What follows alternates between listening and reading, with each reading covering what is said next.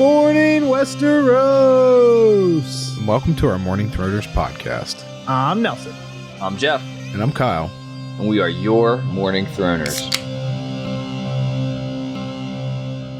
And welcome back to another episode of your favorite Song of Ice and Fire podcast. We are your Morning Throners, and we got a Feast for Crows recap coming to you guys hot. Just a reminder, Nelson's a nerd, has read each book like 19 times. I'm on my second read-through, and Kyle is on his first read-through, and he hasn't seen the show past season 1 and a little bit of season 8. Well, yeah, and season 1 was after we read it, for what that's worth. Yeah. And at this point, you have not read Dance with Dragons, the next book. Have not, yeah. Yeah, I'm all caught up to here, and that's it. Yep, I know the diehard fans already know that, but just in case there's some people who don't want to listen to every chapter, but just want to listen to the book recap. That would be lazy. Yeah, don't do that. Just yeah, kidding. I mean, maybe do that first and then be like, hey, maybe I should listen to all the rest of the content. Yeah, it's gonna be, this episode's going to be so good it convinces them to go back. But For sure. Cool. So I know we were always kind of like disorganized with this one, so I do have a few main like sections that we can kind of start on and then riff through. First thing, talk about what characters. So I guess we can talk about the fact that just Feast and Dance are kind of interesting in the fact that we split characters, right? It's a point of contention, I think, too, right? Like, Yeah. I mean, I could even feel it when I was reading it here. I don't know how I feel about it. It We can just, get into it just but proves my point that timeline never mattered because it just screws everything up. You go back in time to start the next book. Yeah, I've been going through and trying to like figure out some of the timeline stuff recently. It is a mess, especially because the timeline of Feast and Dance are interwoven, right? So we're about to jump back in time, basically. We can talk about a little bit of that as we go through. But I guess just, I don't know if it's trivia, but I'll give the questions to Kyle first and then to Jeff. What characters were in Storm of Swords? What POV characters do we have that we didn't get in Feast? That's a hard question. John? I feel like we didn't get a Tyrion, but there also might have been like a 1 or 2. Nah, I think you're right. Okay. Tyrion? A Storm of Swords. John Tyrion. This is a tough question. Sansa, but that's a trick question. I think because she goes by Elaine now. I think there might have been one Sansa chapter. I think there's 2 or 3. No, she goes by Elaine, I think, in that whole book, right? I don't think from the start, but she started changing her name. Technically, there's 1 Sansa chapter and 2 Elaine chapters in A Feast for Crows. Okay. Anyway, sorry, that was a bad joke. Anyway, I don't know, man. I think I'm kind of butting up against the wall there. Wait, what's his name? The Onion Knight. Think about the areas that we Davos. Yes, but we heard in Feast that he's dead. So yeah, but the beginning of this book is before that, so Davos might be in it. Yes, true. He was one that I had on the list. I think there's only one you're missing. Was there Stannis chapters? No. This is going to be too long. I think it's already too long now. Go ahead, Jeff. Far out. Danny. Oh, duh.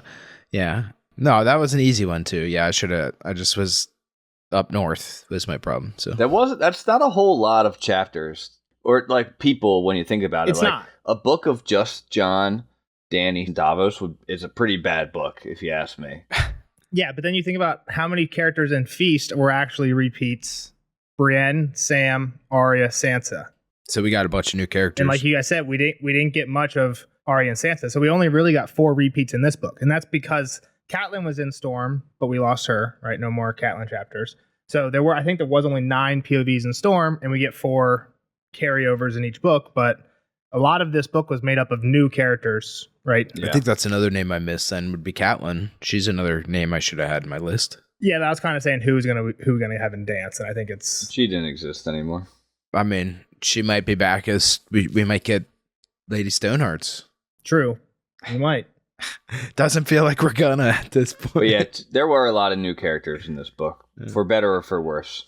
And I think the way we were talking about at the end of the Storm of Swords wrap up, when we were like kind of warning Kyle for this, there's like some new characters that like we know of, but we get POVs for them for the first time. But then there's like some new characters who it's like we've never even heard of this, like Arya Hota, right? Yeah, he's like chapter number 2 is from his perspective. We never even heard of this guy before, I don't think. And then bang. POV we don't really hear about him again either, though, too much. Well, we do a little bit in some of the Dorne He's not, I know, but he's yeah. not impactful, I guess is what I'm saying. Like, he's not a major character by any means. And you kind of were hinting at it, the Arya and Sansa stuff, but looking through your notes on this is definitely the Cersei book, right? Like, this book was her. Yeah, for sure. She was the plot line. With little side plot of the Iron Islands and little Dorne. There's a lot of little side plots. Even like Brienne's kind of a little side plot in the Riverlands. The worst side plot. It's mostly focused around kind of like how Clash of Kings was Tyrion's book. Like I think he had like double as many chapters as anybody else. Cersei's kind of in the same boat for this one. But yeah. So it's kind of funny that we pose the Starks as our heroes, right? Because the Lannisters are essentially the main characters. Is there a Stark? I guess Arya and Sansa, but neither of them are, like you guys are saying, both of them are like in disguise at this point. So and in a side plot, they're not even in the main story. Yeah, yeah. So real quick, let's just go through like we're not going in depth on each character yet. I guess we can. I was just going to go quick through and just say where like kind of Storm of Swords ended and where Feast of Crows is do that. Just roll through it quick, and then we'll go in depth. Yeah. So, like for the Greyjoy stuff, it starts off like they're getting the news of Balon's death. That's kind of like the beginning. That's Aeron's first chapter. That's kind of the whole the plot for that. And then that spurs the King's Moot, which is Asha's first chapter and Victarion's first chapter. Them both like hearing of and getting ready for the King's Moot. So that's that's all in this book, right? That wasn't Storm of Swords. Wasn't Storm of Swords, but it seems like Balon probably died in Storm of Swords time, and then everyone just hearing and reacting to it is where this one starts. In Dorne, the first chapter is Arya Hota, and it's him and Doran talking to all the Sand Snakes, and they're all basically pissed off because they just learned of Oberyn's death, and they want to go to war, and Doran's like, no, we're not doing that. So that's kind of like where the Dorne plotline is starting. Is they are learning of Oberyn's death. Dorne doesn't want to go to war, and if you remember, he locks up the Sand Snakes because of this, because he's like, they're not going to listen to me, basically. Arianne and Aerys Oakheart's chapters kind of take up that plot line, but that's kind of where that one starts. Cersei, this is Tywin's death, right? Because the end of Storm of Swords is Tyrion killing Tywin. The first Cersei chapters, I think they're waking her up and taking her to Tywin's room, and they have his dead body laid out there and Shay's dead body laid out there. Jaime, his starts with her. Brienne, where does Brienne start?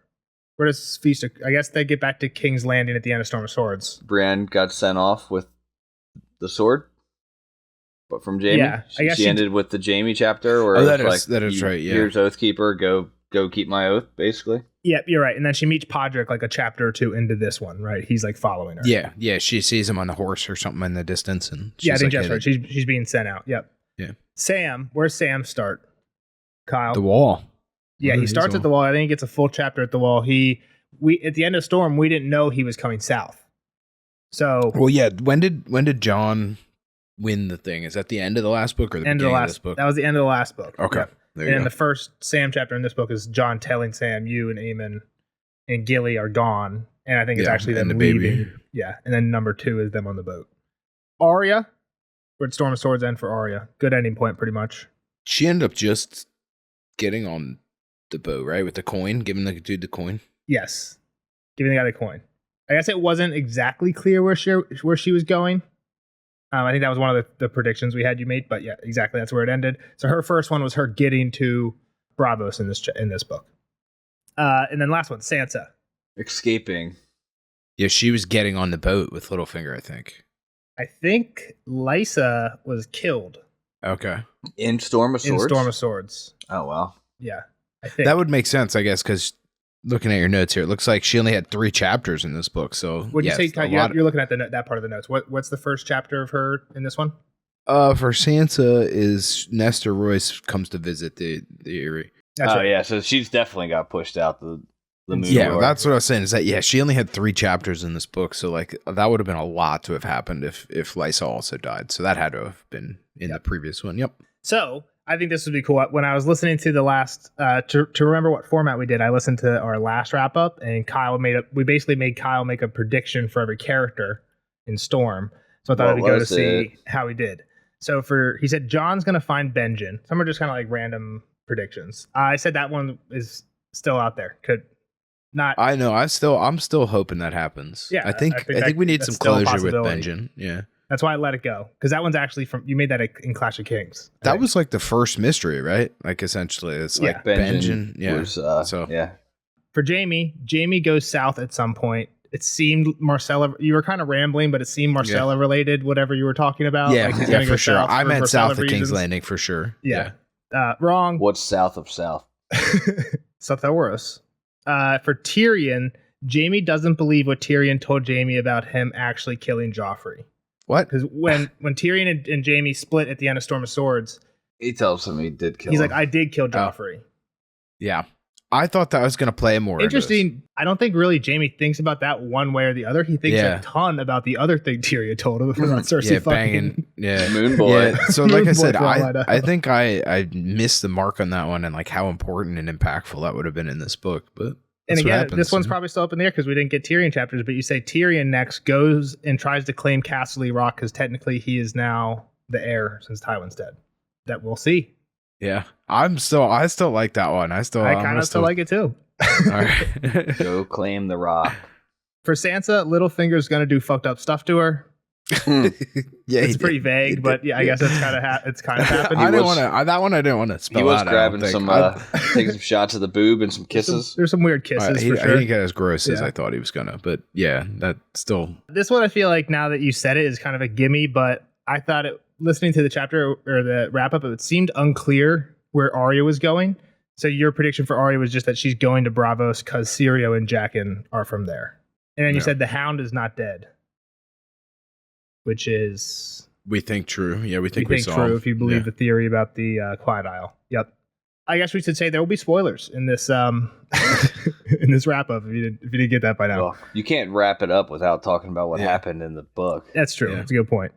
Davos, you said he's dead. You think Stannis killed him for freeing Edric. We didn't see him at the wall with Stannis. We do hear about him. If he's dead, that's not how he died, because we hear that Wyman Manderley killed and mounted his head at White Harbor in Feast of Crows. And I think that one had the caveat of that I hope he's not dead, but I think he's dead. I think so. You were just saying that somebody had, like, not everyone can. Somebody has to die. Yeah. I think was part of what you were saying to that one. Yep. Yeah, so I think I gotta go with him being actually dead, but I hope not. This is one for Sam. Your prediction for Sam, I feel like I kind of actually like better than Sam's storyline in this book. But you said Stannis had mentioned wanting Sam to show him the Black Gate, where Sam came through. He's like, "Where'd you come through the wall?" He's like, "Oh, there was a secret tunnel." And Stannis is like, "I want you to show me that." But then Sam just did not need hightails at all. Yeah, east instead of west. Oh, he told him? He told Stannis? I think he did. And Stannis like, I want you to show me that. And your prediction was Sam is going to show him that. And I'm like, that probably would have been. That would have been awesome. I like that fanfic, I guess is what I'm saying. Yeah. And then you said if the gate only works for Black Brothers, Stannis might even say the word. I think you then talked yourself out of that because you're like, no, he could just have other people nearby to open it for him. You had another one for Jon, but we didn't get any Jon. Sam will keep Bran's promise and not tell anybody about seeing him. I think this is actually a hot one because I pointed out that when Sam basically spilled the beans on everything to the people at Old Town, he did not spill the beans on Bran. So Sam did keep his promise to Bran. You're right on that one. Ding, ding, ding. At least he kept one. Oh, we missed a person. There was another person you forgot. Bran. Bran is a POV character we didn't get. Yeah, duh. Bran. And then you said Gendry might be. I think we asked about new POVs, and you said Gendry would be a good new POV because he was with the brother. Everyone's gone from the Brotherhood, and you wanted. You wanted people in the. Yeah, I think, and I mean, Thoros after reading the book, right? Like he would have been a cool one because we had some stuff happen there. So exactly, get it from another point of view. But would that have spoiled it? Like learning about it along the way, probably not as cool as the reveal later. Probably, right? I just think that fight scene is cool. What's the big reveal? What are you talking about? Beric not being there, Stoneheart being pulled out of the river. Like, if that would have happened the third or fourth chapter of the book, it changes how you react, obviously, to that person. That's true. I thought you meant more just the moment where, like, if you get a chapter of, like, I'm Gendry, I'm working in the forge at this orphanage. Holy shit, Brienne showed up. Like, that would be a cool chapter to read from Gendry's perspective. Yeah, but again, that would have been... That's not how it would have happened. You would have got been too much before. You wouldn't have got his first POV at the end of the book. That's Brienne's second to last. But that's her second to last chapter. Like that would have been. Yeah. I know. Never know. All right, so let's get into it. The next little part I have for this is just go through basically the main plot for the book. Let's see if you guys remember, because we have taken a little time off since we even finished the book. And I know Jeff's brain. I actually reread the whole book in our time off. Jeff's brain just dumps information. I've only got so much room. Control delete, reformatted. I've only got so much. And now, what do you? When I system update, there's storage problems. I have to delete some shit. that SpongeBob episode where it's like delete everything you know except fine dining and breathing during football season. Delete everything you know except for the RPO. Power. All right, so you want to start? You want to start on the like on your notes, the top to bottom of your notes, or Yeah, how do you want to do it? you guys, if you want to do a different location first, No, I don't care. I don't care. I'm fine with going in order. Iron Islands. I just order made up by me. Let's start with Iron Islands. Why not? King's Moot. King's Moot. King's This is Moot. where the book started, right? Yep. So King's Moot is the idea had at the end of the first Aeron chapter, but exactly we learn of the death. He's pissed off. He's got to King's Moot time. get jumping. And the King's Moot is the main like Iron Islands. He just thing. jumps in the water the whole time. What a letdown! I gotta say that the King's Moot was not. It was hype, but it was not nearly as crazy as I thought it was going to be. It was like they gave like 3 speeches and then it was over, right? Like, Yeah, I mean, I think they summed it up for us, but I think there was 3 main players. yeah, but I mean, it wasn't as cool as it should and could. there was be. no crazy fights or like nobody did like some crazy tactics or even anything. Like it seemed all pretty. It sounded like it would have been a better thing to like 7, 1v1v1 v1 melee style instead of like getting up there and saying why you're the best and throwing gifts at everybody's feet. But Exactly. And I think that's kind of what Kyle was predicting beforehand. Something more intense than vote for me. Here's some buttons. then like a Vote high for school me. senior Yeah. president Yeah. thing. Yep. I promise you 10 more minutes of lunchtime. Yeah. So I guess before the King's Moot, we get Asha's chapter where I like the chapter just because she's meeting with her uncle. She goes to the reader. The Reader. Yeah. Just a Wow, cool guy. you forgot his nickname. Roderick the Reader. Cool guy. Yeah, he's a cool guy. I mean, I guess the Harlaws, they're weird people. The Harlaw family, we kind of get the breakdown of all the Iron Island families and like the politics there, which is kind of even deeper than we never even heard of anybody but the Greyjoys, right? And they got their old different sects there. Yeah, and especially now that Euron showed up, right? That's kind of like that's also one of the main plot points. Obviously, he's part of the King's Moot, but for this whole book is, okay, we got Euron. He's kind of the bad guy of the Iron Islands. And for the politics, a lot of people are going over to his side, especially by the end of the book, but even kind of at the beginning here. Kyle, thoughts? He's a charlatan. Yeah, I mean, and he's hard to like, right? Dude's nuts. Well, it's kind of easy to like, too. I guess he just tells everybody what they want to hear. He is kind of a badass. Are you saying you like him because he's got a cool story, or he's like the, I don't know, he's like so over the top badass. Like he's got the boat with the red deck so no one can see all the blood, a crew of mutes, and drinks the weird warlock potion and eye patch covering his. Are you saying it's evil easy eye. for you to like him, or easy for the other Iron Islanders to like him? Me, like when he's on Oh, page, okay. I'm just Yeah. like excited. You always like the worst characters. Yeah, obviously, I would not like him if he was my ruler. I'd be transferring to the mainland. He's interesting. I don't know. Okay, so you like to read his parts. I don't know if likable is the word. Interesting is the word. Yeah, For sure. I think I like and enjoy when I'm reading about him is different than I like Euron and who he is. Yes, So that's all. That's where I think the he's like in the confusion came Cersei. He's like Cersei. Yeah, that's in fair. Respects another character I'm sure we'll talk about a lot later. Well, yeah. Well, I mean, we were talking about how him getting elected, how he got elected. So that means like he's easy to like to elect him or whatever as the king, and then you were on board with that. Is what it sounded like. So anyway, yeah. I mean, he was all right. He's kind of by the end of this doing some pretty terrible things, right? Like we know they're attacking some kind of very vulnerable cities and like doing Iron Island stuff. Yep. Well, I guess we're talking about that was an Asha chapter, I guess, that I brought up. After the King's Moot, what happened to Asha? Asha hightails it out of there. Yeah. She disappears and we never hear about her. Exactly. Yeah. I think that's kind of interesting, right? Like, well, I mean, I open-ended. think I said a few times through the things, yeah, is that she'll show up in the next book is my guess. Cause like, I mean, I guess do you want to do predictions at the end so it's easier for you to find them the next time we have to do this? Yes. Or do you want it? Okay.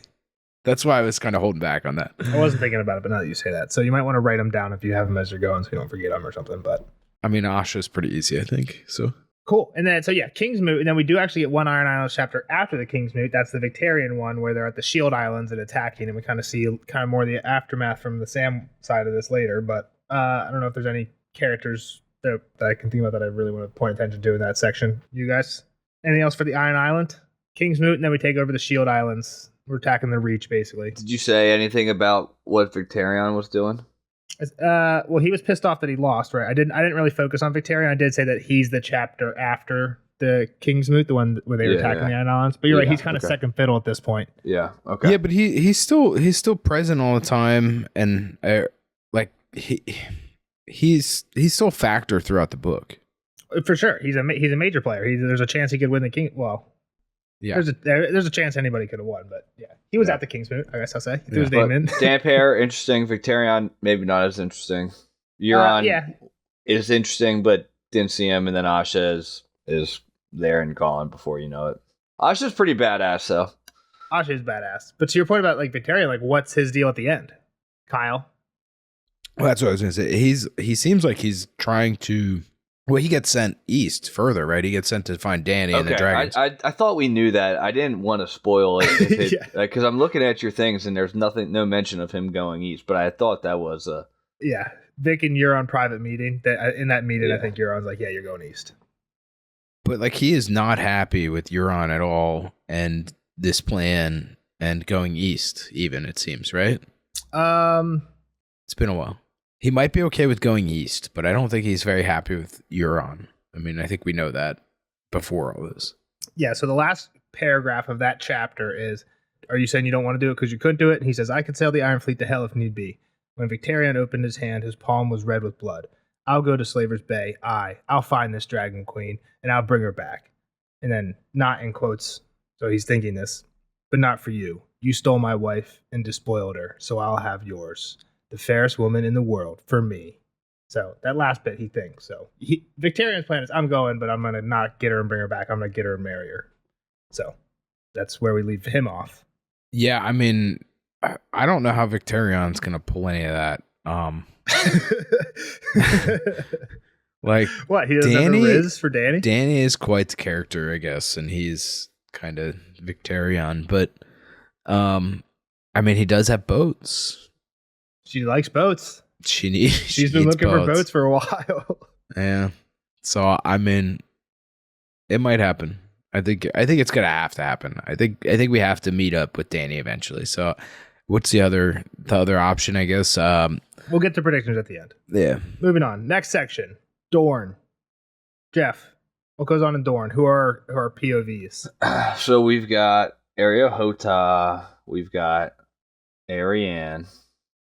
2 of 3. And we have Aerys Oakheart. Yep, exactly. All A's, a lot of A's going on down there. And a lot of dramas down there too, right? We've got the Sand Snakes firing up the people to avenge Oberyn. Doran just being kind of a lame-o at the Water Gardens. Then he comes into the city to kind of settle everything down.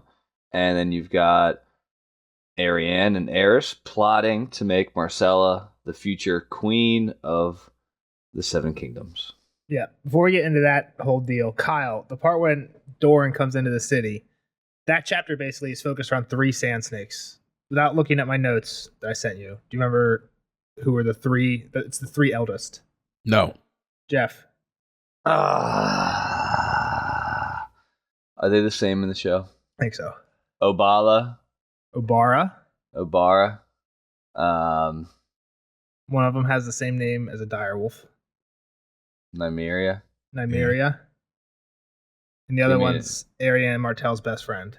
Tyene. I'll give you those first and last. Close enough. Who's the one that's with Cersei? What's her name? I thought it was Tyene, but now I'm confused. Taina. Okay. Get it right, Kyle. Get back in the saddle. This is I don't feel so bad about that one. That one I don't feel so bad about. Wait till we get these Dany chapters next book. Oh God. She's in. I think we got to. I actually read the last because Dany is one of those ones where I did not remember where we left off. So I reread the last Dany Storm of Swords chapter before this. She has accepted Barristan because we said that she sent him through the sewers. She did. She took the castle. The end of that chapter is Barristan and Jorah come to her, and she basically is like, Barristan, you can stay. Jorah, you're gone. So that's where Dany's storyline ended in Storm of Swords. Jorah's not going to be happy. Well, we're not going to know. We don't have a Jorah POV. We only have a Dany POV, and he's gone, so. Yeah. Why was I saying that? Why did that have to relate to the Sand Snakes? I don't remember. Whatever. Tyene? Tyshina? Tyene. She's Ariane's best friend. Those are the three. Arbara, Nymeria, and what are Tyene. the ages? Can you say them in age? Is Abara the oldest? Yeah, she's like 30. And she's the one that likes to fight with the spear. She's like a warrior. Like she's like the most she's like normal warrior. And then we have Tyene. Nymeria is like blades, like hidden blades. She doesn't look like a warrior. She wears like silks and stuff, but she always has like 20 blades on her hidden somewhere, is what they say. And then Tyene is the poisoner. That's kind of what they're known for. We haven't actually seen any of them really in action. Yeah, but that's what they were another group that was very hyped up. Well, then they got locked up right away. Exactly like Jeff said. Won't let me out. I'm locked up. So like I don't know why they even banger back in the day. So then we get Ares.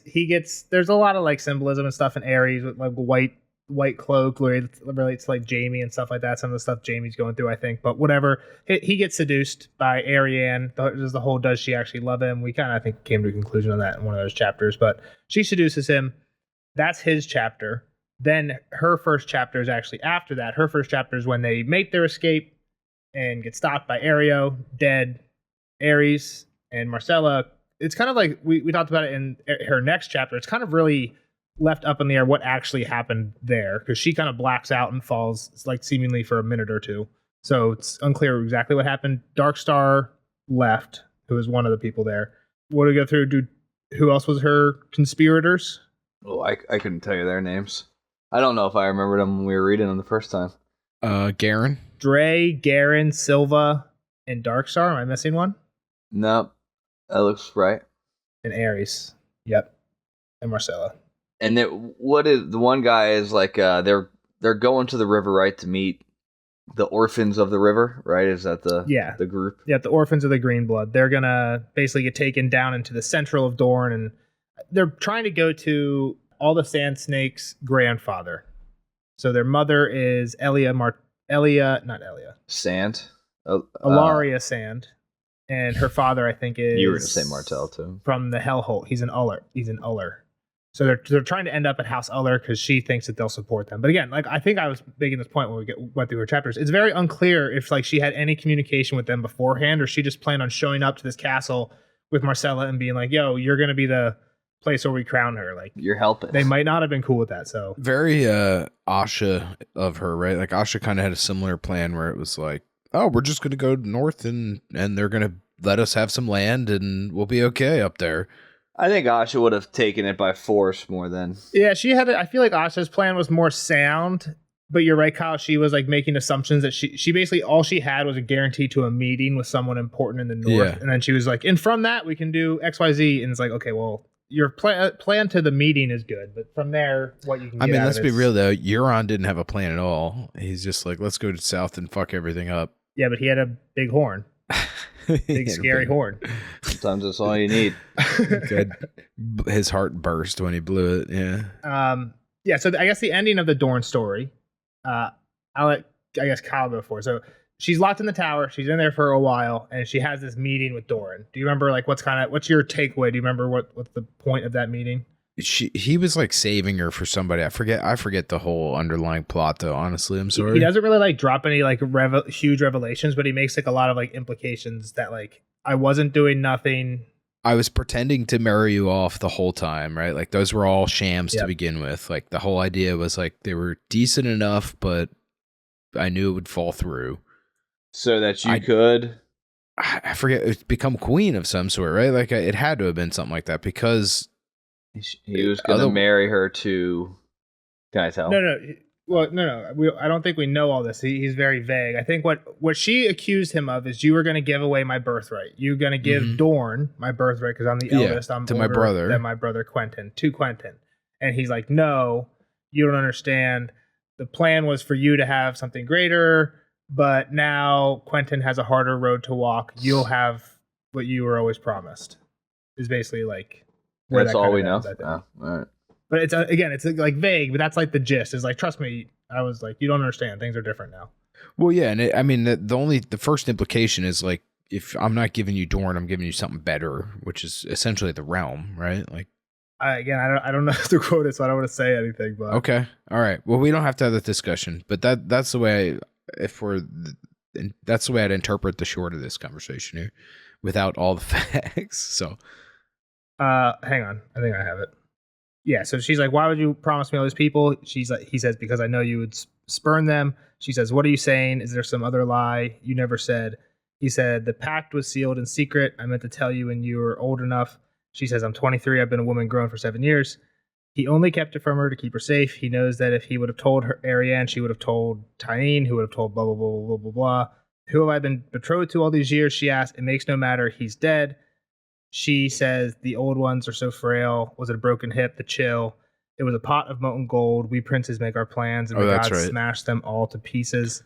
Dorne will be yours. You have my word. If that still means anything to you, Quentin has the harder road to walk." And he's going to go. "What are you holding back? I'm tired of secrets. Okay. Tell me all, or just name Quentin your heir and call Hota to kill me." I had thought, when we were talking about Victarion, I had thought there was another person going over there, but I could not think of who could be going over there. It's Quentin is who we think, and he's got I forget the name of the sellswords. What are they? The Golden Company. Golden Company. That's what it is. I was going to call them the Brass Men. I was close. It's been a while, man. I'm sorry. The Golden Company. Yeah. So I think Quentin has a better opportunity over there, but oh yeah, it's true. You're saying they're both going to try and court Dany. That's the way this sounds, right? Yeah. Sure. So yeah, exactly. It's like you were supposed to be going to not Joffrey, Viserys, who would have made her queen. That was what I was trying to say, right? Like earlier, as if she wasn't getting Dorne, she had to be getting more than. That's Dorne. what I was about to drop, and I didn't know if you didn't know that or not, but I'm pretty sure. I just read what we talked about, so yeah, now I think he's got it. Yep, we're all good. I think it's implied. It's not spelled out, but it's implied. I think you can connect the dots pretty quickly. Yeah, but Arianne doesn't seem to in the quote I just read. Because she's not playing Savage. She's over there playing checkers. Yeah. The other part of it is she didn't read the books. That's what I was going to say. If you read the books and you didn't get that, that's on you. I think. Yeah, that's true. She didn't see the pot of molten gold. Yeah. Cool. Yeah, so I think that's kind of the end of the Dorne plotline. Mm-hmm. So next, King's Landing, Cersei. Oh boy. Which then will lead into the Riverlands, Brienne and Jaime. Whole lot of Cersei. Yeah. Tywin's death is where it starts. Tywin's dead. Yeah. Right, Tywin's death, and then Tywin's funeral. He smells like shit. Afterwards, that's like a chapter or two. I think Jaime, again, some of this is in Jaime chapters. Because Jaime, the first half of his storyline in this book, he's in he stands vigil for Tywin at the funeral.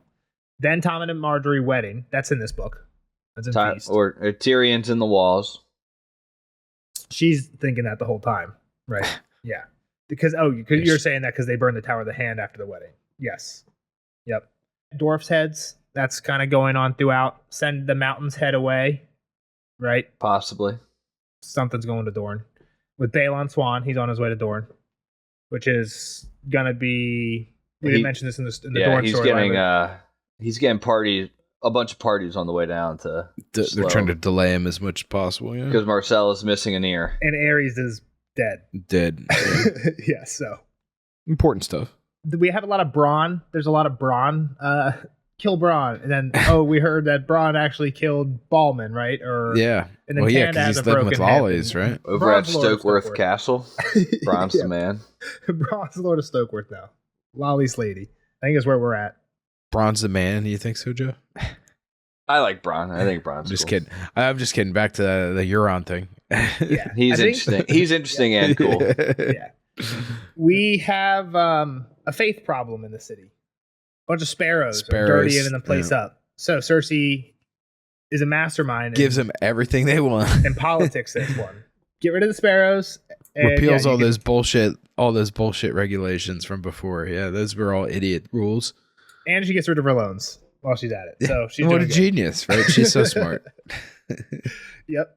Again, there's a lot of Marjorie. A big plot line is like the Marjorie Cersei fighting over Tommen thing. There's also this through line of Cersei's storyline of this prophecy, right? She's kind of like obsessed with this Valonqar prophecy. And she spends the entirety of this book trying to get the Kettleblacks to bang Marjorie as well and like set her up, trap her ass. Yeah. But really, she's banging. She's banging the Kettleblacks in order to try and get the Kettleblacks to bang Marjorie to set Marjorie up for begging the Kettleblacks. Yeah, mastermind, banging her way to the top. Yeah, 40 chests, I think is what they call that.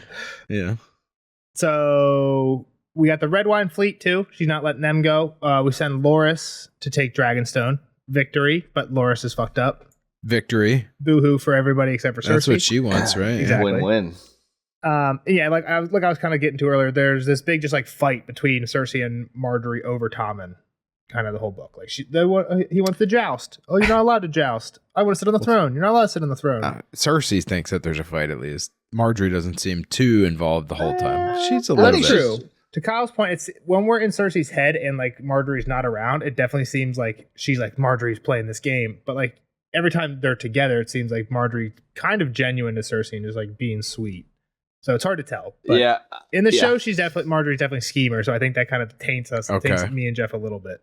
Yeah, she gives none of those vibes in the book, really. I mean, like she's just kind of also there. older. She's like 25 in the Yeah, she's like 16 or something, right? I think it's just too convenient that she's consistently doing something that Cersei would like not approve of with Tommen. Like, yeah, it's just like, okay, he's jousting in the yard. He's taking a ride out on. Cersei doesn't approve of anything, though. Like, well, so it's very easily, but like the only thing she'd be allowed to do is play kiddies with Tommen. So Jeff's point, I was like cleaning up my notes on a random Cersei chapter in Feast of Crows earlier today, and she's talking to Tommen, and Tommen's like, I want to sit on the throne, and she's like, no, and she's like, it's my throne, I'm the king, I get to say who sits on it, and she's like, who told you that? And he's like, no one told me that. Whispering in his ear. She's like, I'm gonna get Pate the whipping boy and beat him till he's bloody, and he's like, it was Marjorie. So again, does that mean that Marjorie's saying like, oh, go tell this to Cersei, or no, but like, is she whispering that in his ear just because she loves him, or I don't know. It seems like she could be trying to like poke at Cersei with the girl that, who's been married to 3 kings. I'll just say that I'm just throwing that out there. She's been married to 3 kings. That's a good point, but that could be more her dad's doing than her doing. To be fair. Yeah, exactly, and it could just be like, I don't know why you're letting your mom boss you around. You're the king. I'm on your side of this, Jeff. I think there is a little bit of scheming, but I don't think it's as much as it seems like in the show. That's kind of what I'm saying. Everybody knows that Tommen's not of age and can't be making decisions and doing that stuff, but like, here it is, Tommen. Like, that's yours. Actually, you're the king. Blah blah blah. Like, I don't know. Yeah, I digress. Yeah. Maggie the Frog, prophecy a lot. Giles dies at the end. She gets arrested. Bangs Osney. Giles the coffer, right? He's the coffer. Yep. That's kind of like the whole he dies, so she takes the hand. You fucking idiots. You let him die or whatever, right? That's Pycelle let him die. Yeah. Yeah, Pycelle's a fucking moron. Yeah. But then I think she takes Harry Swift, who has the hand, makes him the new master of coin, and then takes Taina's husband and makes him the hand, right? And in that meeting, arrest the Blue Bard. That's kind of like when things go into action. Torture the Blue Bard, have sex with Osney to get him to go confess. And then Cersei gets arrested when she goes to visit Marjorie. In the church or the sept or whatever, right? Yep. And they're both arrested. Marjorie's arrested as well. Whichever Osney is arrested, Osney has been fucked up, and he is confessed to banging Cersei, and she gets arrested trying to escape. Yep, exactly. Sends a letter to Jaime. That's the end of Cersei's storyline. To Jaime's storyline. So he starts off in King's Landing. He's there for the funeral. Him and Cersei are not really getting along while he's around. He's trying to be a good brother, right? Isn't he's reading the White Book, and his pages kind of suck. He's the Kingslayer, and he wants to right his wrongs. Yep, exactly. Is that quote that I think? Yeah, that's a good. There's a good quote in there. It was like the rest of his page was blank. He could fill it with whatever he wanted. Yeah. Like, I didn't really think about it, but like, yeah, there isn't. I mean, I guess there's gonna be some stories about him, obviously, in these other books, but like this Kingsguard book is definitely one of the. It's going to be a statement of record for a long time that I think is more important than some of those other ones. So this is maybe why it weighs so heavily on him, I guess, is my point there. Yeah, and the people that will be reading it are the people that he respects, right? He respects these like great knights, and well, not the current Kingsguard for the most part, I don't think, but like the Arthur Danes and Barristan Selmys and those people who are going to be reading and writing in this book. Yeah, exactly. Cersei surrounds herself with shitty people, and he can't help that. Yeah. So yeah, he goes from King's Landing to Riverrun, stops at a few places, goes to Harrenhal first. What's he do there? He leaves Bonifer Hasty in charge with his Holy 100. He's a guy who's got a bunch of holy knights that follow him. He sends the one guy out of there, right? He kind of gets in a fight over Brienne's honor. Red Red Ronnet. Ronnet. Yeah, he does send Red Ronnet off on a mission later, I think. I don't remember what actually, but yeah, he punches him for sure with his golden hand. Yeah, I thought he sent him back to like King's Landing or something. He sent him on some horseship mission. I think he does find and send Willis Manderley back, because that's why Wyman Manderley killed Davos, was because he wanted his son back, who'd been captive from, I don't know, probably way back in Game of Thrones, early Clash of Kings time. Game of Thrones or early Clash of Kings time. So I think that's what Jaime found. He was fat one who was way less fat and had probably been eating pieces of Vargo or something like that. That was definitely in the chapter. Yeah. Jaime goes to Derry, sees good old cousin Lancel. Lancel's going through it. Very religious now. Pious now, yeah. Not with his wife, Mary Frey. And yeah, Jaime doesn't like Lancel because of the whole Cersei thing. I don't know.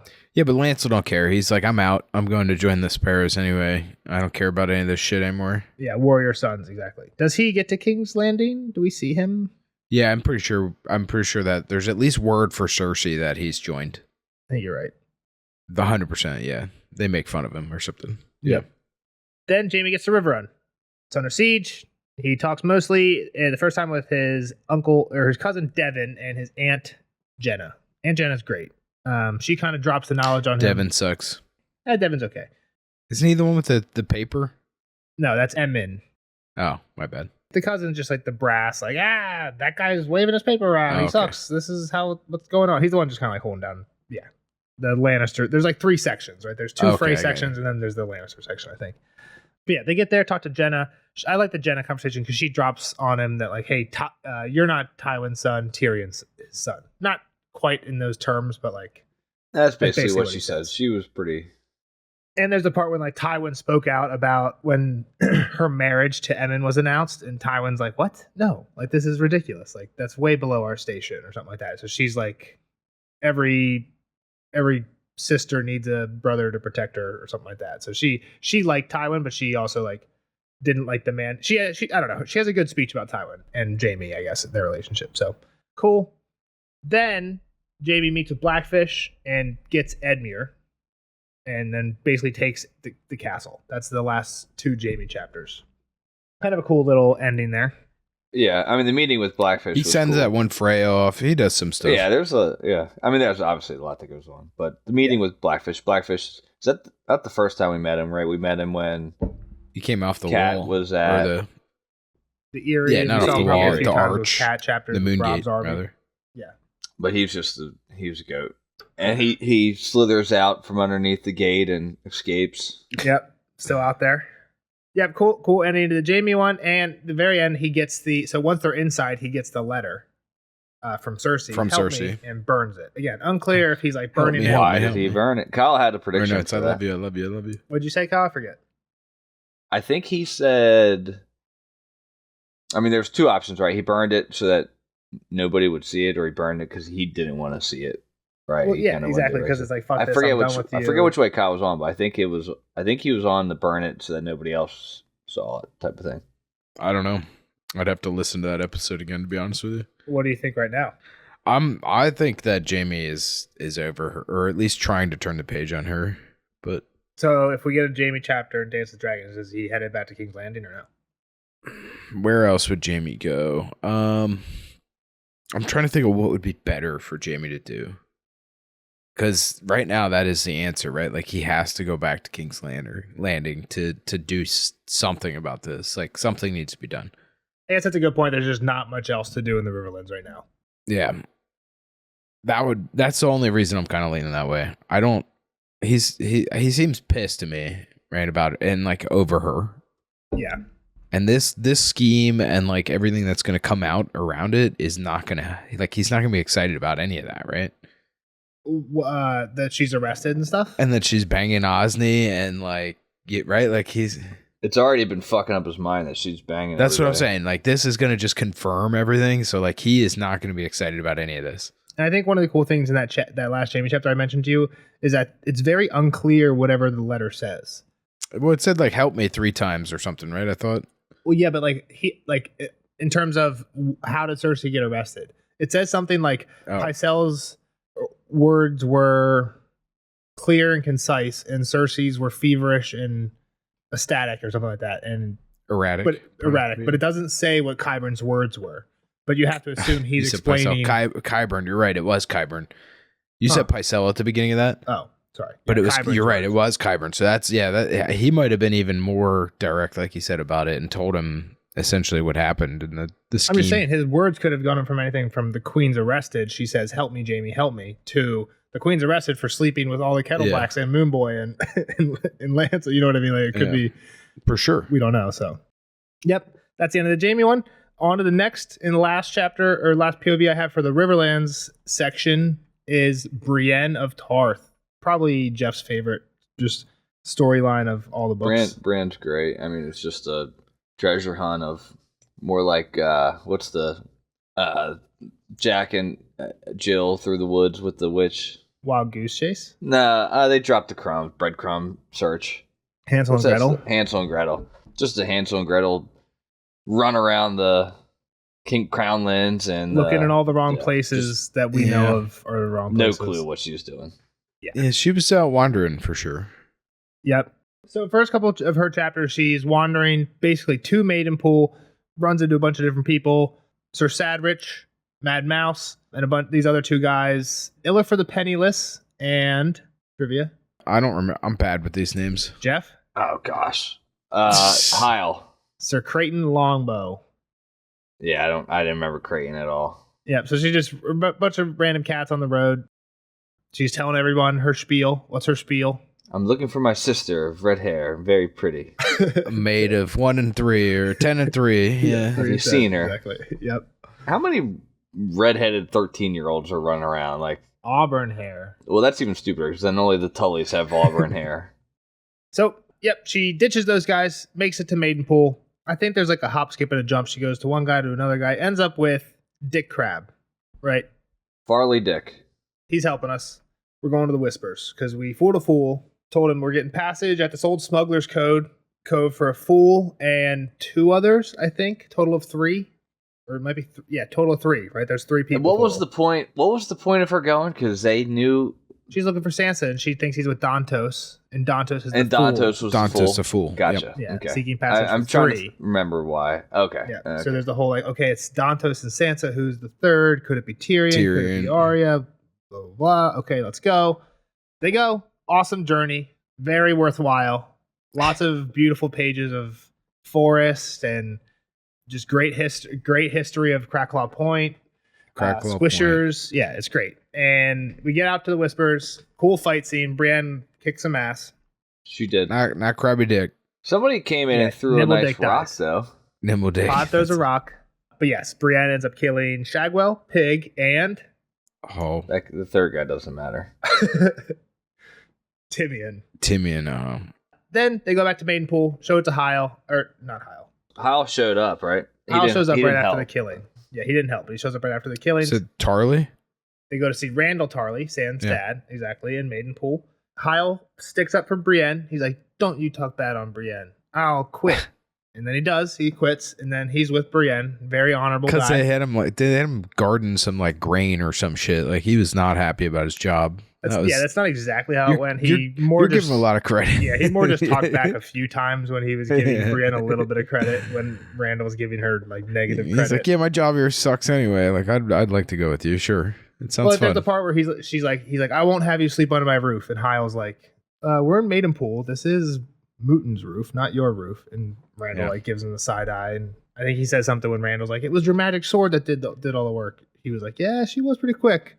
So anyway, he gets fired. I'm a Hyle fan a little bit too much, but yeah, he's a dickhead still. Anyway, yeah. They're on the trail and they pick up another buddy because when she's killing, she hears, the Hound had the Stark girl. Timian tells him that. We heard from Rorg.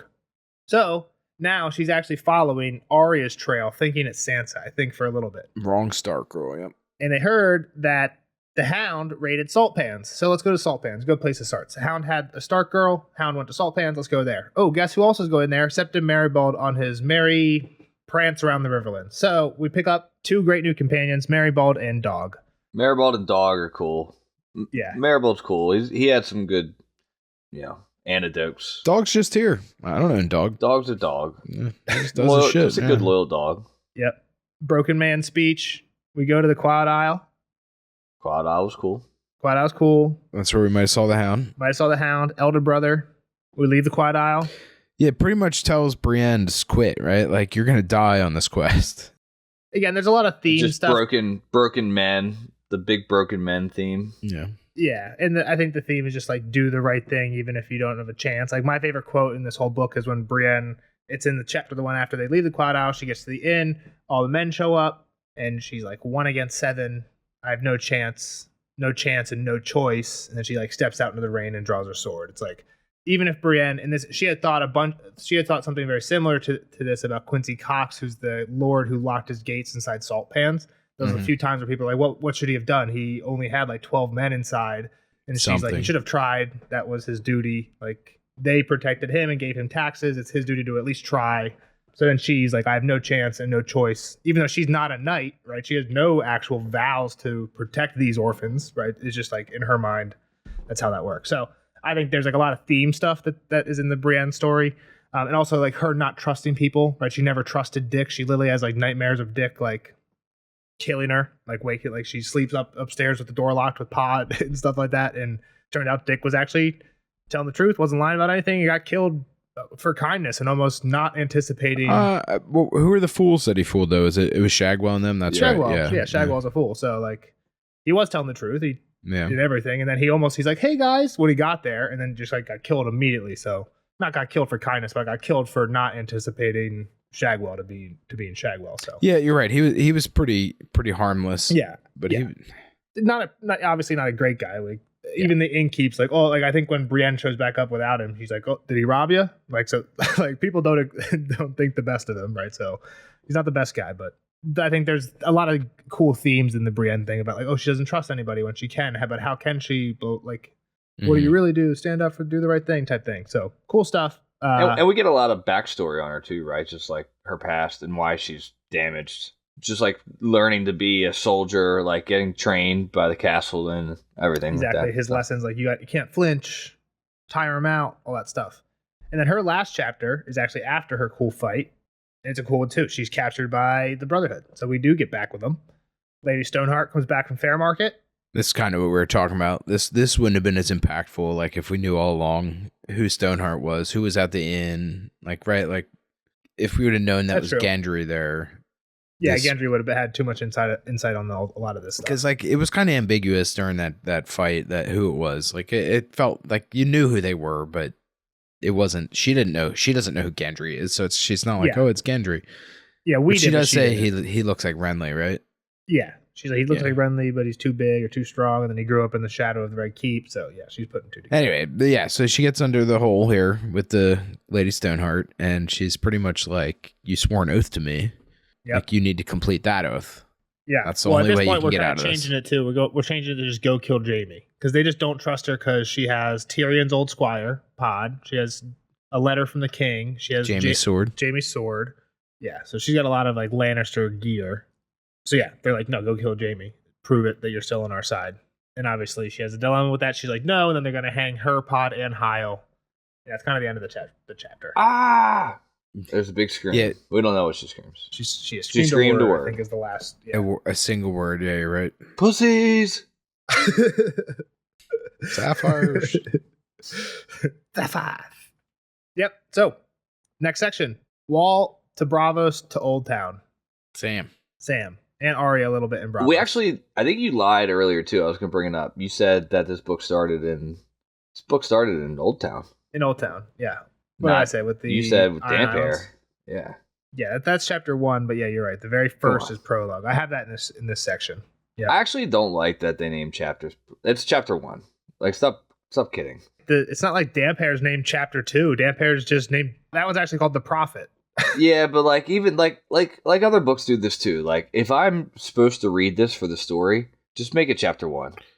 That's not the point, though. It's not chapter 1 of the story. It's like the setup for chapter 1 of the story. So it's the prologue.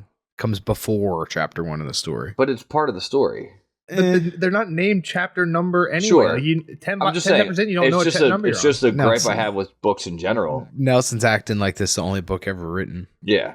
on. In my notes, I have chapter 1, I have chapter 42. Well, Brienne 8. You named it chapter 1 just because George didn't name it chapter 1. Like George didn't even give you the character number. All right, let me just say, a random book back when you were a kid, you open it up. There's a prologue chapter. A lot of times I skip that chapter because it wasn't chapter 1. Well, that's Just make it chapter 1 is what I'm saying. There's no point of it being named prologue in my mind. I'll say there's too many like words for a thing that can be at the beginning of a book, like forward, introduction. Like those, I feel Those like I are all don't have to gonna read. skip. I'm not. Those I feel like I don't have to different. read. But They're different. prologue, They mean different things. but I see where Jeff's coming from. Prologue, I feel like kind of fits in that category. Prologue fits to the story. Exactly. It should be chapter 1 is all I'm saying. Yeah, it's not part of the story. It fits to the story and it helps build the story and on the story.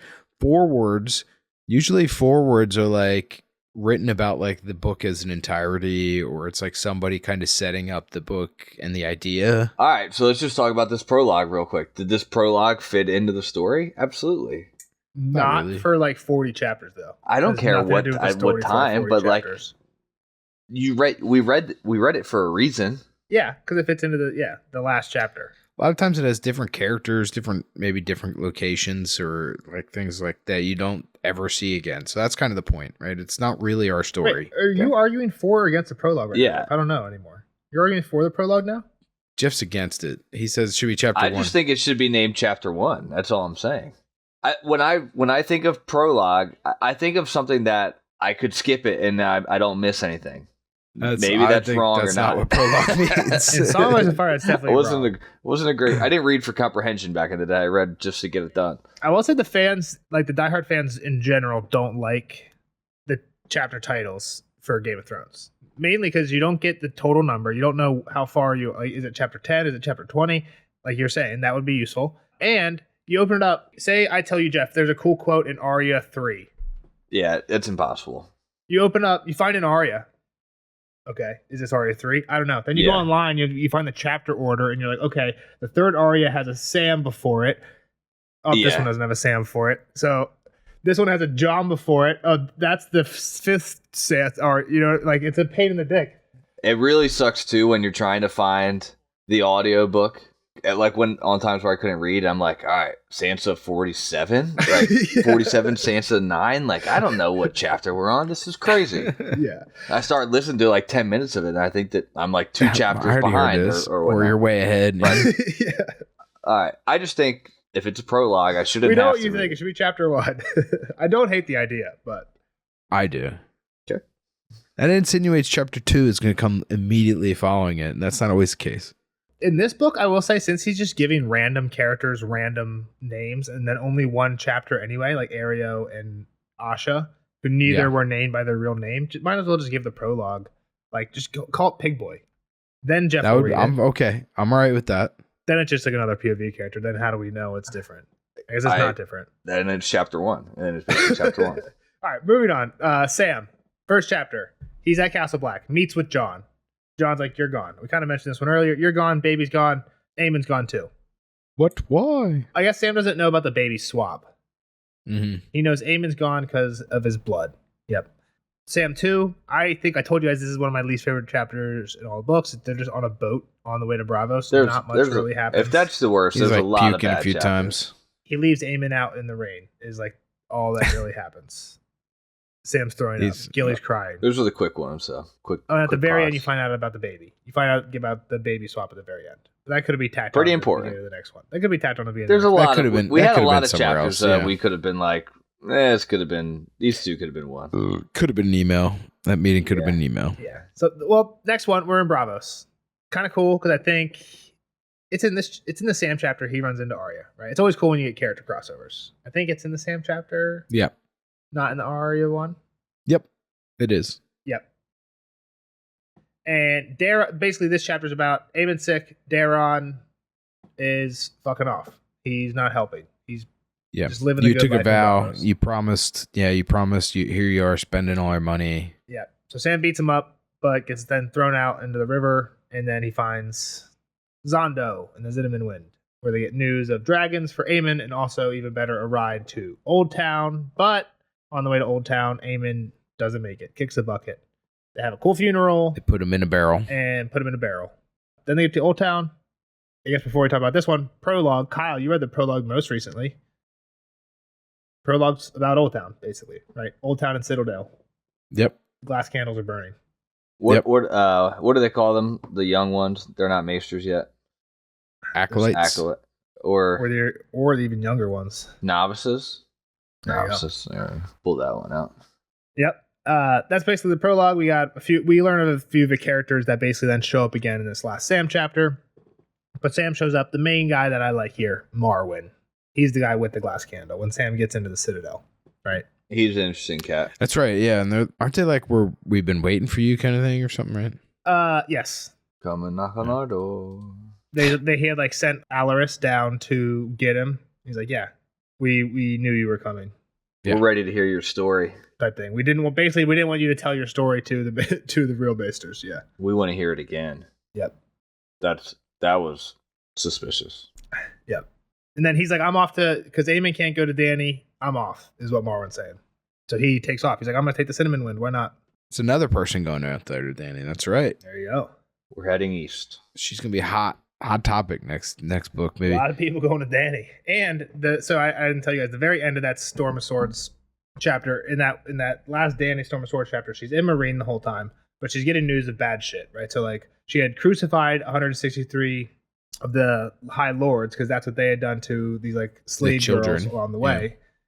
But like the bodies had been up there so long they were like rotting off, and she had to send men with buckets to go clean them up. So like there was a lot of enemies she had within the walls, and she's getting news that Astapor, she'd put like a council in charge to like after she just to govern to govern, and that was already got shit on. And there was one of the ex-slaves had risen up, and he was a king now. He had like a few wives, and basically he was just making the ex-masters new slave. Basically the classes had just flipped. Reversed it. So Dany's like, fuck, I can't just leave Meereen and go to Westeros, even if like I had the ships. Kind of screwed some stuff up here, yeah. She's like, I'm going to stay and I'm going to rule. You got to fix this first, yeah. So that's kind of where Dany's at least head is at the end of that last Storm of Swords chapter. Yeah, I mean, she kind of set some stuff in motion over here, and she feels responsible for it, and like she needs to grow before she kind of goes to what she considers her final mission, her big show, right? She's using this as a proving ground. Just as a reminder, Kyle, this is the last book that's released at this point. So if you want to see Dany with boots on the ground in Westeros, she better hurry the fuck up. I disagree with that. Yes. No, I'm saying that's what she was thinking. Yeah, for sure that's what she's thinking. I agree. Yeah. Okay. So we'll see what happens. George thinking is the question. Yeah, exactly. We'll see what happens. Okay, Sam crossed paths with somebody. We said Arya. What's she been up to? She's out there selling clams and cockles. Why? What's the deal with that? She's working for the masked men. What are they called? Shit. She's in the House of Black and White. The Faceless Men. The Faceless Men. That's the word I'm looking for. Many-faced God. Yeah. So they're essentially assassins, it feels like. They're religion. Yeah, I mean, they also help people die, right? They're kind of like hospice care as well. They're mercy givers. Yeah. But, I mean, they also seem to be for hire. No? Have we seen Arya assassinate anybody or be hired? I don't know. Why do you say that? You might be right. I might just be not remembering where something happens, or I might be. It felt like that's kind of what they were. Was like an assassin's guild. She's like counting coins, right? Like when they take care of the bodies. And well, that was from exactly the pockets of the people that just came in and drank from the pool. That was just like she sorted their clothes. She took the coins out of their pockets.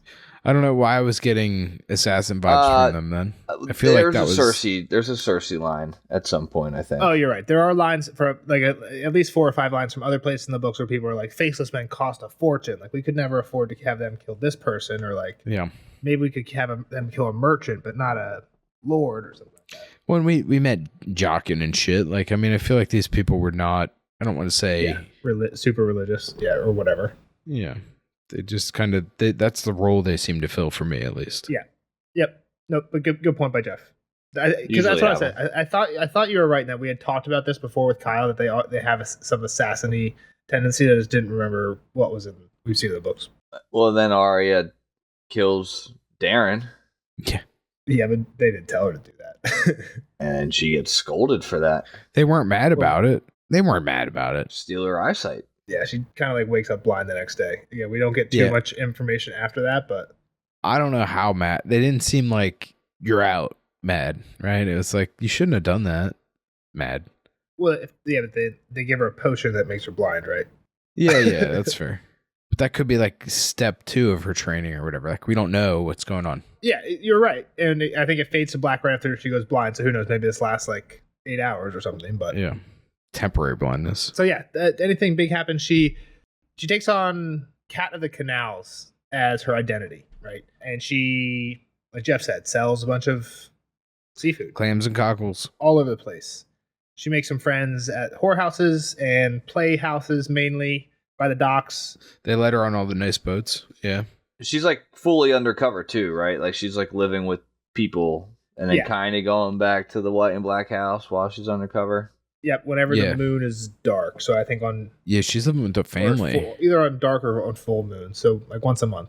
A couple days a month. Yeah, I'm gonna say the new... Was it new moon? New or full? I forget. New. It's new. No. Full would be bright. Wouldn't that be the time you want to be inside? You want to be out and about when it's dark, easier to sneak. I'm not making the rules now, so I'm just telling She's you. also... I don't know. I just forget. I could probably look that up, but whatever. But what's the deal? When she comes back... I forget what happened with that family. There's kids. She needs to know what? She has to tell them something every time she comes back.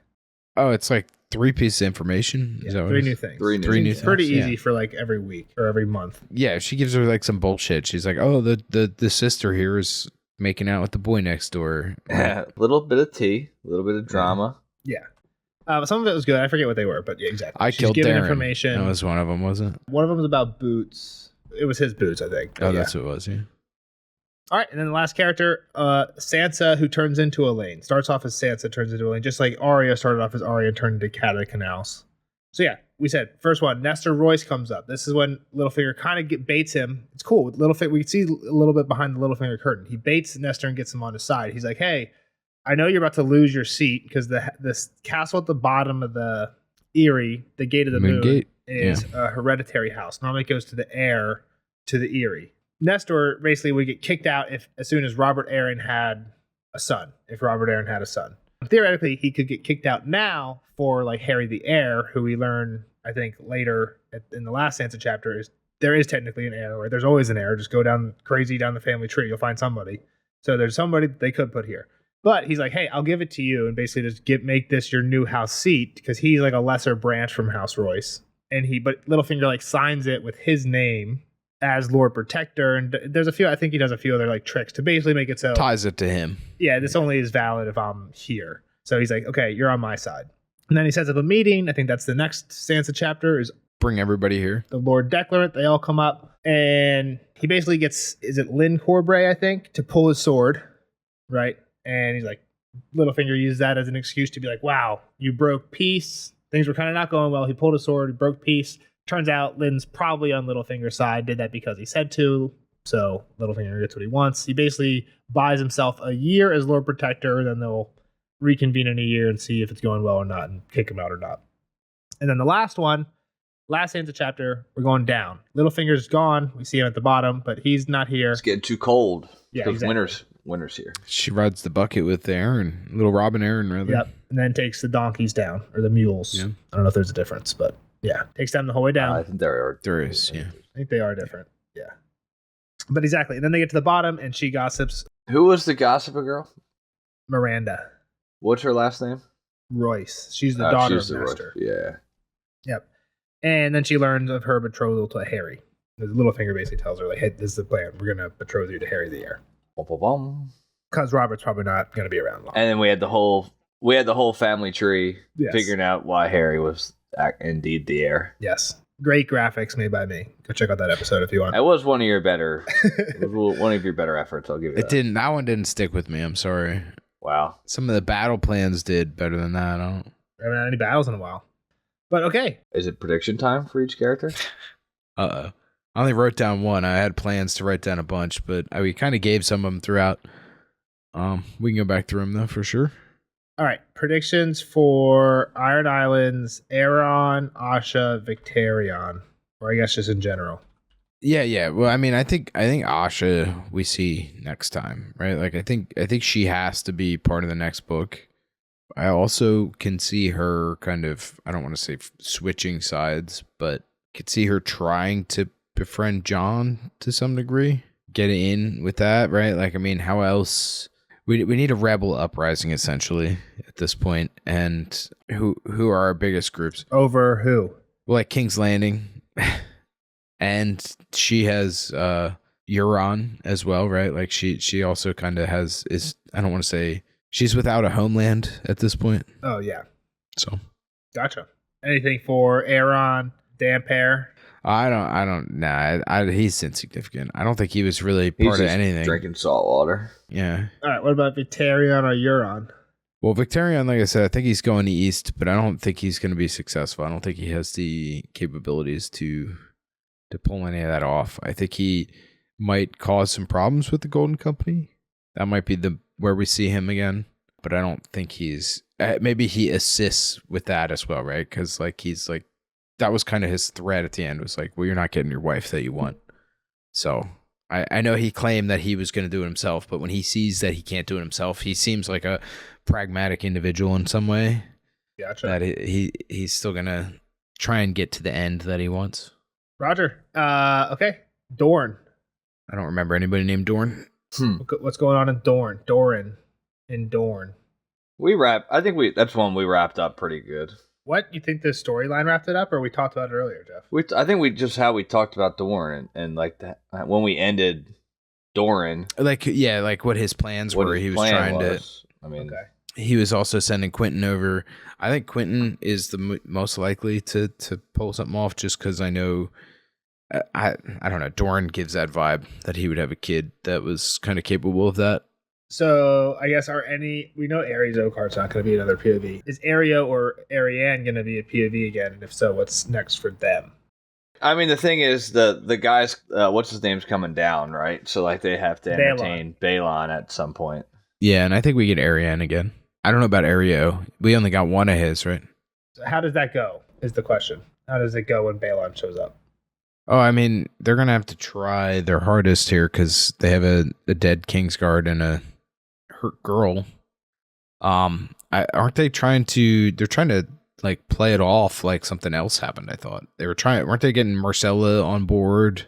I think Darkstar's going to intervene somewhere along the way on the way down. I don't know, and show up with Balon or something. Okay. How about we go there? Is that a good enough? Darkstar shows up with Balon, like. Oh, okay. Somehow he's going to be involved, yeah, and have Balon convinced of the wrongdoing here. I don't know. I'm trying to go wild with it a little out there. Do you know the answer to any of these? I'm not going to tell you that. Yeah. Mm. King's Landing. Cersei. I mean, she's in jail. She's in jail. What's next? Does she get out of jail? Hope not. Does Jaime come save her? I mean, I think he has to. Like, we went through this before. I don't know where else Jaime's exciting other than tied to Cersei, unfortunately. I want him to move on. He seems like he's ready to move on. I think that was where I was, Jeff, honestly, at the end of that chapter. It was like Jaime's over this lady and like wants nothing to do with her. But thinking about where it would be, like I said, relevant to the story and most kind of fun for us. I mean, I guess I'm guilty of the outside view here, but I think he has to be in King's Landing and has to be attempting to get her out somehow, fighting the Sparrows or trying to undo these decrees. But I don't know. I don't know what he's gonna do. I don't know how he's gonna fight 1,000 Sparrows. Maybe she gets Lancel somehow to. Well, he does have an army with him right now. Yeah, but yeah, you're right. Just all out war in the streets. That would be dope. Actually, and Mace has an army too, and they have his daughter. Yeah, well, that's something we didn't really talk about. Yeah, Mace, the whole Mace thing, and Mace and Marjorie. Yeah, like I don't even know what to say about that because like I have said a lot of that along the way. Like I don't think Loras is really dead 100%. I think he's gonna recover. Okay. Kind of hoping that Mace kind of is already on or in the know on the doings here. But okay, anything for Sam, Arya, or Sam? Go one by one. I don't think we're ever going to hear about him next book. No Sam next book. Okay, Arya.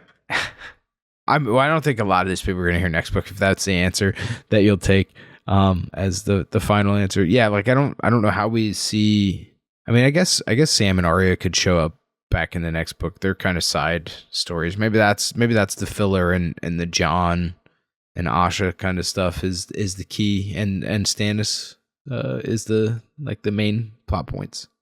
You also have Tyrion, Dany, and Bran. Yeah, that's fair. Yeah. And maybe a Davos or two before he dies. Oh, Jesus. All right. Well, these books are big. They're long. Yeah. I think what's great, I've been reading a few Dance of Dragons too, just like trying to get character descriptions for the artists and stuff. They're so short. Oh my gosh. They're like half. It's like half a Feast of Crows chapter. It is so nice. I mean, I guess just based on the name being Dance of Dragons, it has to be out. Dany has to be the main storyline of the next one, which I'm going to be bummed if she's kind of the main. I'm going to throw that out now. Dany's story? I'm not going to say anything about it till we get into it. But okay. That's fair. I was gonna say something about it. Last thing I was going to do is just a little recap if there's anything that we needed recapped on before we get into it in terms of like where characters were left off. Jon, I think, easy, kind of same place where Sam was left off, right? He was at the wall.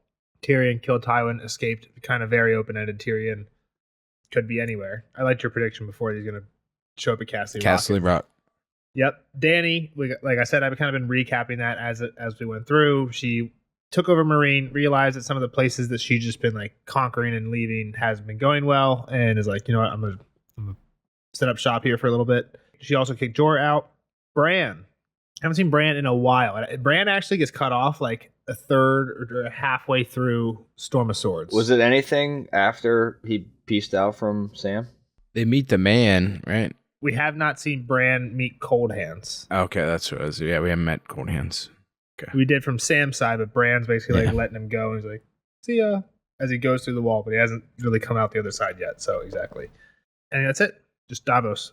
That'll be interesting. I think I'm most interested because I feel like this is probably the natural place to go next, right? Is what to see any, next like, time. Big open-ended questions. Yeah, I mean, like I think the Asha storyline is probably what I'm most interested in because I don't know that the Iron Islands were very intriguing there for a little bit, but we only got just a touch of them. I feel like we didn't get enough of that kind of stuff. So if you could have any POV, chapter 1 after the prologue, chapter 2 in Dance, it's chapter 1. Who would it be? Asha. Who do we want first? As the prologue or chapter 1? It's chapter Asha 1. can't be a prologue. She's a POV. POVs can't be prologues. Yeah, I mean, even though prologues are POVs, wouldn't be that. I think Brienne, if you're going to ask who I want to see first, I think Brienne has to be number 1. Just been a while. Yeah. Definitely been the longest, I think, for Bran. Yeah, I think that would be my answer to that. But I think whose story do I want to see develop more is probably Asha's. Gotcha. I don't know why. Yeah, she kind of sucks now that I think about it, right? Like we don't like her. She's part of the reason Winterfell got burned to the ground and stuff. So like, well, I mean, we definitely liked her in Feast because out of like the comparison, she was being compared to crazy people, and she's a badass girl out there leading men and for sure fighting with an axe and.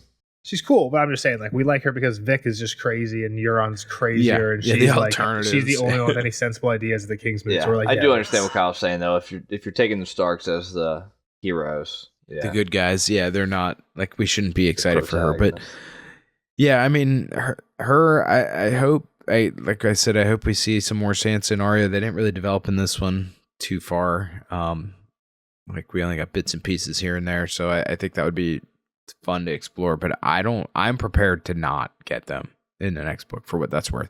I'm prepared to not see any of these people again.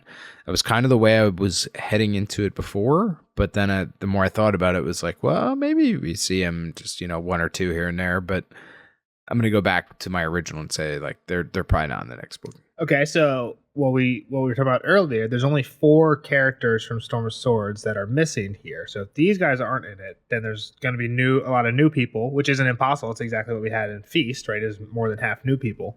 Do you have any predictions for who some new POVs might be? Who they're going to be? Yeah, I don't fucking know who these people are. Like the last one was like people that we didn't even know the names of. So like, not all of them. We knew Aerys Oakhart. We knew Arya and Martell. We knew Asha Greyjoy. Did we? They're just names. Think about all the names. Tyrion diddled Asha, right? In a Theon chapter. Did I say the wrong name? I feel like I said the wrong name. Theon diddled Asha. I said the wrong name the first time. Theon diddled Asha? Right? Theon gets to The Iron Islands. Oh, yeah, you're Clash right, of yeah. Kings. Yeah, a little bit. Like, I Finger mean, pops? not really. A little, what do you mean a little bit? He fingered her. Finger popped her. Oh, I don't remember that. Yeah. On the horse? Maybe he didn't. No, he definitely gets sexual. I think I think takes a he's definitely like grabbing her boobs or something like that. yeah. Yeah. I think he slips a hand. That's not. I think he finger banged her. In the show, he fingers her. His own sister, and he doesn't realize that it's his own sister, and she doesn't say anything. Well, he's been gone for a Well, long. that happens. That definitely happened in the books too. She goes by Estrid. She says that she's like the shipwright's wife.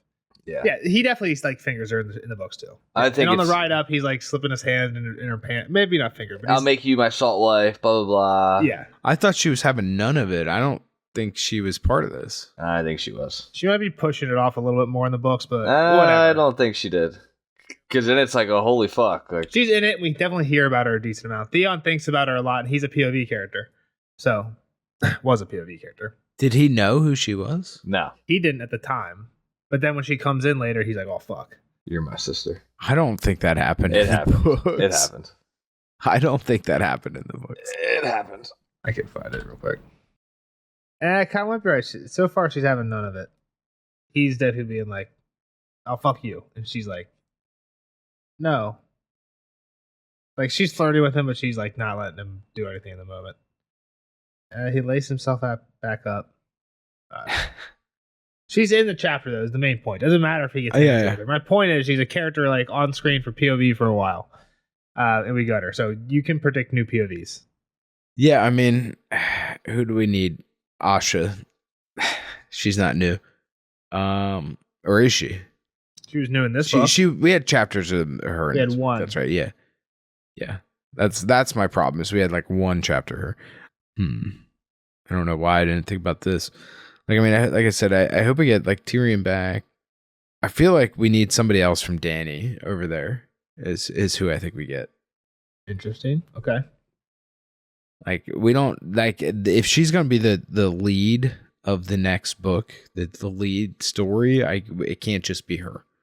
Roger. So maybe that's where it develops, is around her, and maybe get a Jorah or something. I don't know if you just kicked Jorah out. Yeah. Oh, okay. He's gonna stay around. I think. Gotcha. Yeah. Well, or maybe not even around, but it's kind of like the exile and Missandei POV. There you go. That's a good one. I think maybe Jorah Grey is a Worm. good one though. Like I said, because it's kind of the opposite, right? Like it's like somebody on the outside that got pushed out and gives a better perspective. That's not just hers again, right? Like we had that this book with Jaime and where he kind of kept having the same conversation over and over again or whatever. Yeah, with her and him and Cersei. Yeah. So cool. All right, Jeff. Any other questions for Kyle? I guess open, blatant predictions. Any general thoughts, Kyle, from you? Thoughts going into dance and wrapping up feast or like pre-dance questions? I want to jump back in the King's Landing real quick. Who did when we last heard, everybody was changing on the council, right? yeah, a lot of them. Yes, you're right. Who does Kyle think's like running the show? I don't remember who the options. I mean, Tommen could be option. Well, Tommen's for sure there. Oh, you mean without Cersei? Cersei's locked up. Didn't Qyburn kind of take over? The realm is being ruled by Harry Swift and Grand Maester Pycelle. Okay, that's what They have sent a raven to Castle Rock, inviting Kevin to take up the regency. Yeah, I mean, I think that's truly the answer, right? Is Pycelle at this point? Like he's the only one still kind of around that seems to have decent advice, or at least have, like we've talked about this before, the good of the realm at heart. Yeah, or at least the good of the Lannisters, which at this point is just like clean, make everyone not hate us, which is in line with the good of the realm for the most part. Yeah. Because Cersei thinks she has the good of the Lannisters in mind, but she's just digging themselves deeper, actually. So. Yeah, I mean, I guess the real answer, Jeff, is Littlefinger, though. The master puppeteer. Yeah, I mean, if it's probably going to go back to him somewhere. All right, I'm good. There you go. Cool. All right. Well, we'll see the rest of you guys in the mystery night. Part 1. Are we doing part 1, part 2s? I think we need to do part 1. Part 1, Part 2. Yep. Okay. They just get too long. You can't cover that They whole are book in a pod. We'd be talking They do. for 4 Yeah. hours. So. I didn't even look at it, Jeff. Jesus, that's more... Kyle, we're doing a Part 1 and Part 2. Stop arguing about it. All right. See you guys. Bye. Later, nerds.